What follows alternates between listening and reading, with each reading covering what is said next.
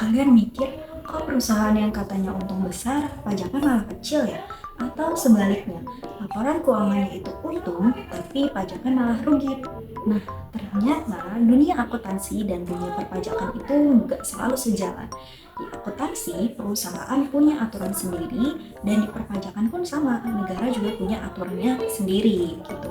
Dan dari sinilah muncul yang namanya Accounting for Income Tax atau akuntansi pajak penghasilan. Apa sih akuntansi pajak itu?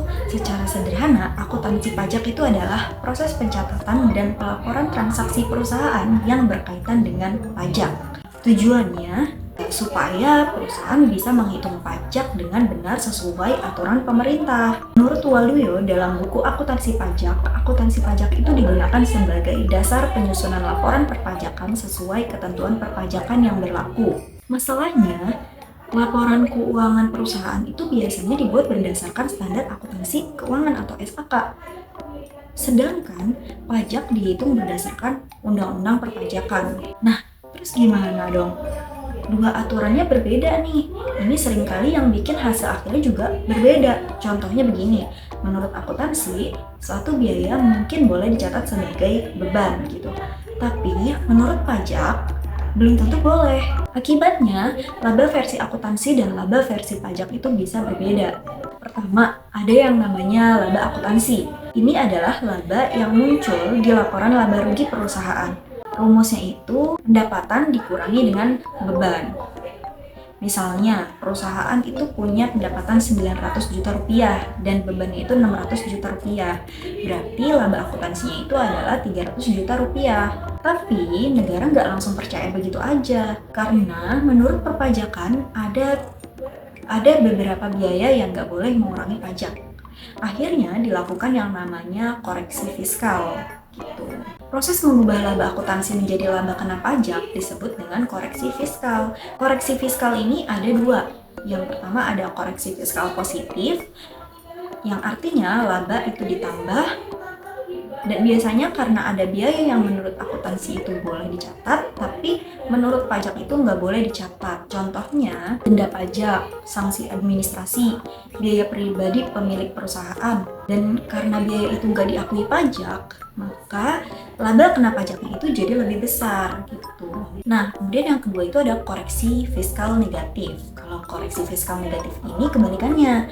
Artinya laba dikurangi. Biasanya karena ada penghasilan yang menurut pajak itu nggak perlu dihitung lagi. Contohnya penghasilan yang sudah dikenakan pajak final. Nah, setelah dilakukan koreksi fiskal, muncullah laba kena pajak, yaitu laba yang benar-benar dipakai untuk menghitung pajak penghasilan.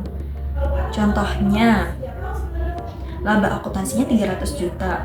Koreksi fiskal positifnya itu 5 juta, koreksi fiskal negatifnya itu 20 juta. Maka laba kena pajak itu menjadi 330 juta rupiah.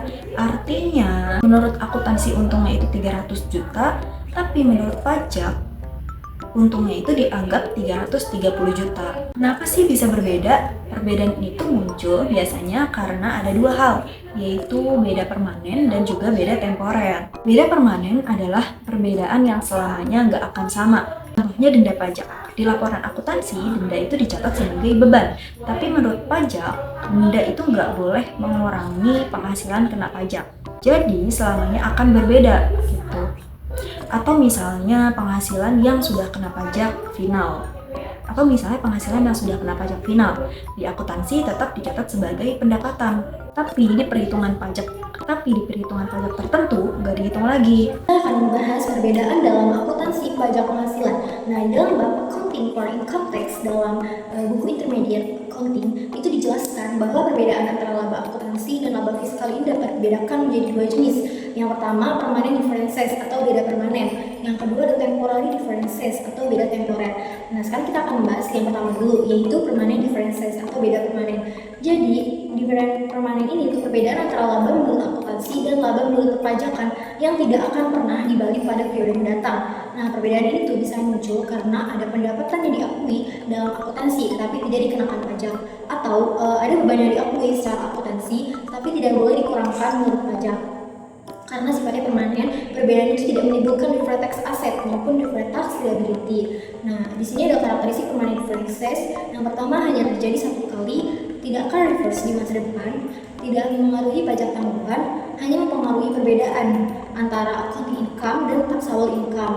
Nah, contoh dari permanent differences ini dijelaskan dalam akuntansi pajak. Yang pertama, beban yang tidak boleh dikurangkan pajak. Contohnya kayak denda pajak, sanksi administrasi, pengeluaran tertentu yang tidak diakui fiskal. Nah, dalam akuntansi itu dicatat sebagai beban, sedangkan dalam perpajakan itu tidak boleh menjadi pengurang penghasilan kena pajak. Selanjutnya ada pendapatan yang tidak dikenakan pajak. Contohnya pendapatan tertentu yang bersifat non-taxable. Nah, dalam akuntansi itu diakui sebagai pendapatan. Sedangkan kalau dalam perpajakan ini tidak dihitung sebagai objek pajak.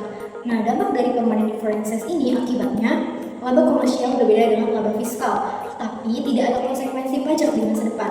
Oleh karena itu, permanent differences itu tidak menghasilkan pajak tanggungan. Seperti itu. Selanjutnya kita akan bahas ini perbedaan yang kedua, yaitu temporary differences atau beda temporer. Nah, jadi temporary differences itu adalah perbedaan antara laba akuntansi dan laba fiskal yang akan berbalik atau reverse pada periode mendatang. Nah, perbedaan itu bisa muncul karena waktu pengakuan pendapatan atau beban menurut akuntansi itu berbeda dengan menurut perpajakan. Tapi pada akhirnya jumlah total yang diakui ini akan sama. Karakteristik dari temporary difference ini bersifat sementara, akan reverse di masa depan, menimbulkan deferred tax asset atau aset pajak tanggungan, dan deferred tax liability atau liabilitas pajak tanggungan. Nah, di situ ada jenisnya lagi dari temporary difference. Yang pertama, future taxable amounts. Nah, perbedaannya akan menyebabkan pajak yang harus dibayar di masa depan itu menjadi lebih besar. Akibatnya timbul deferred tax liability atau DTL. Contohnya nih, depresiasi berbeda antara akuntansi dan pajak. Jika menurut akuntansi menggunakan metode garis lurus, sedangkan menurut pajak menggunakan metode percepatan. Akibatnya beban depresiasi fiskal itu lebih besar di awal. Laba fiskal lebih kecil, pajak yang dibayar sekarang lebih kecil. Tapi di masa depan depresiasi fiskal itu menjadi lebih kecil. Yang kedua, ini ada fitur deductible amounts. Ini tuh perbedaan yang akan menyebabkan pengurangan pajak di masa depan. Nah, akibatnya timbul deferred tax asset atau DTA. Contohnya nih kayak beban garansi. Nah, menurut akuntansi, beban itu diakui saat estimasi garansi dibuat. Sedangkan menurut pajak, beban baru boleh dikurangkan saat benar-benar dibayar. Akibatnya laba fiskal sekarang itu lebih besar, pajak dibayar lebih besar saat ini. Tapi di masa depan perusahaan itu memperoleh pengurangan pajak. Karena itulah muncul deferred tax asset seperti itu. Selanjutnya ada pajak kini atau current tax. Jadi pajak kini itu adalah pajak penghasilan yang harus dibayar perusahaan untuk periode berjalan berdasarkan laba kena pajak menurut peraturan perpajakan. Nah, dasar perhitungan pajak kini itu yang pertama ada taxable income atau laba kena pajak, bukan laba menurut akuntansi. Dengan demikian, pajak ini mencerminkan kewajiban pajak perusahaan kepada pemerintah pada tahun berjalan. Nah, perhitungan pajak kini itu dihitung dengan rumus current tax sama dengan taxable income dikali tax rate. Contohnya, ada laba kena pajak nih 500 juta, terus ada tarif pajak sebesar 25%. Nah, maka 500 juta ini dikali dengan 25%, hasilnya adalah 125 juta. Jadi, pajak kini yang harus dibayar perusahaan adalah sebesar 125 juta. Nah, di sini ada beberapa karakteristik dari pajak kini. Yang pertama, berkaitan dengan periode sekarang. Yang kedua, dihitung berdasarkan aturan perpajakan. Yang ketiga, menjadi utang pajak perusahaan. Dan yang terakhir ada dicatat sebagai income taxes payable. Seperti itu. Nah, yang kedua ini ada pajak tangguhan atau deferred tax. Itu adalah konsekuensi pajak di masa depan yang timbul akibat adanya perbedaan temporary difference. Seperti yang sudah saya jelaskan, itu antara perlakuan akuntansi dan perpajakan. Nah, perbedaan temporer ini terjadi karena waktu pengakuan pendapatan atau beban menurut akuntansi itu berbeda dengan menurut perpajakan. Walaupun berbeda pengakuannya, pada akhirnya jumlah total yang diakui itu akan sama. Nah, deferred tax ini muncul karena perusahaan dapat membayar pajak lebih kecil sekarang dan lebih besar di masa depan, atau membayar pajak lebih besar sekarang dan lebih kecil di masa depan. Nah, akibatnya timbul deferred tax liability atau DTL dan deferred tax asset atau DTA. Kemudian kita akan membahas tentang penyajian pada laporan keuangan.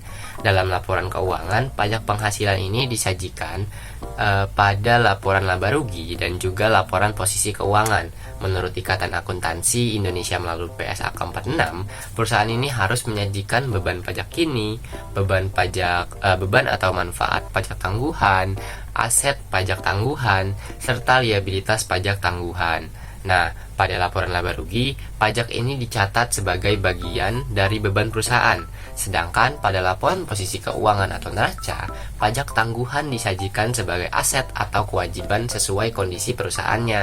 Jadi penyajian ini tuh bertujuan agar pengguna laporan keuangan dapat memahami kondisi perpajakan perusahaan secara jelas dan juga transparan. Selanjutnya itu pengungkapan pajak penghasilan. Selain penyajian, perusahaan juga wajib nih melakukan pengungkapan pajak penghasilan dalam catatan atas laporan keuangannya.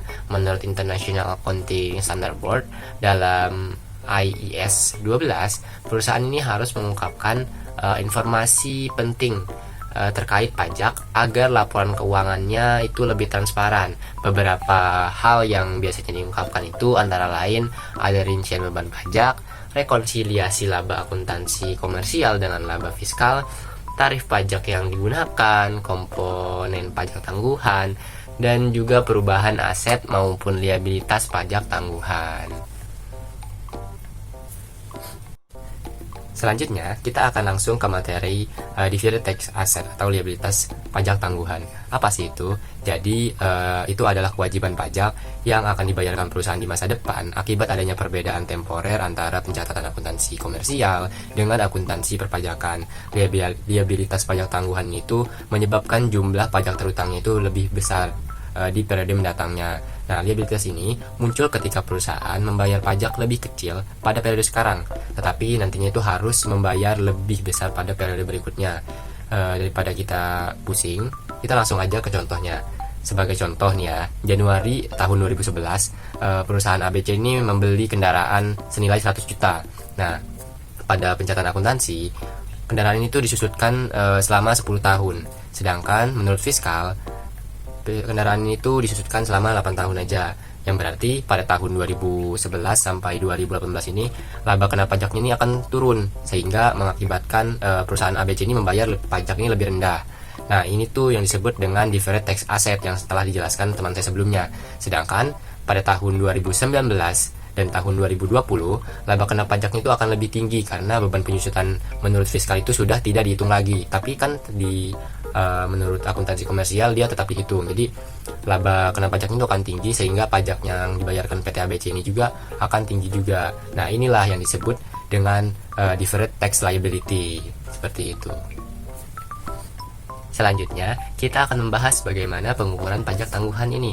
Jadi, pajak tangguhan ini dilakukan untuk menentukan seberapa besar manfaat atau kewajiban dari pajak yang akan muncul di masa depan akibat beda temporer tersebut. Nah, rumus utamanya simpel aja, yaitu pajak tangguhan sama dengan beda temporer dikali dengan tarif pajak. Langkah pertama dalam mengukur ini yaitu mengidentifikasi beda temporernya. Jadi menentukan selisih antara menurut akuntansi komersial dengan akuntansi fiskal. Pada contoh, semisal pada akuntansi komersial ini nilai buku asetnya adalah 80 juta, sedangkan menurut fiskal itu 60 juta. Jadi kan terdapat selisih itu sebesar 20 juta. Nah, itulah yang disebut dengan beda temporer. Langkah kedua ini tuh menentukan jenis beda temporernya. Di sini tuh ada dua jenis. Yang pertama itu ada taxable temporary difference. Nah, ini tuh jika masa depan menyebabkan laba kena pajaknya atau pajaknya lebih besar, maka menghasilkan liabilitas pajak tangguhan. Sedangkan yang jenis kedua itu ada deductible temporary difference. Kebalikannya, ini tuh jika di masa depan menyebabkan pajak lebih kecil, maka menghasilkan aset pajak tangguhan. Terus ada langkah yang ketiga, yaitu menggunakan tarif pajak yang berlaku. Nah, ini sangat simpel, jadi tinggal beda temporer dikali dengan tarif pajak yang berlaku. Di Indonesia sendiri itu tarif pajak yang berlaku saat ini adalah 22% untuk pajak penghasilan. Nah, jika kita mengambil contoh dari sebelumnya, maka beda temporernya kan 20 juta dikalikan dengan 22% sama dengan 4,4 juta. Nah, jika ini tuh jenis taxable temporary difference, maka dicatatnya itu sebagai liabilitas pajak tangguhan. Nah, jika deductible temporary difference, maka dicatatnya itu sebagai aset pajak tangguhan. Langkah keempat itu ada yang namanya reversal atau pembalikan. Jadi beda temporer ini tuh nggak bersifat permanen. Jadi terdapat selisih ini tuh akan berbalik pada periode mendatang. Sebagai contoh, nah pada awal fiskal itu kan menyusutkan asetnya ini kan lebih cepat. Jadi di tahun-tahun awal ini pajaknya itu menjadi lebih kecil. Nah, setelah penyusutan fiskalnya habis, laba fiskalnya itu akan menjadi lebih besar. Akibatnya, pajak pada masa depan itu akan meningkat. Nah, proses kembalinya selisih inilah yang disebut dengan reversal. Nah, tujuan dari pengukuran pajak tangguhan ini itu yang satu mencerminkan kewajiban atau manfaat pajak secara realistis, menerapkan prinsip matching antara pendapatan juga beban, terus serta membuat laporan keuangannya itu lebih akurat dan juga transparan.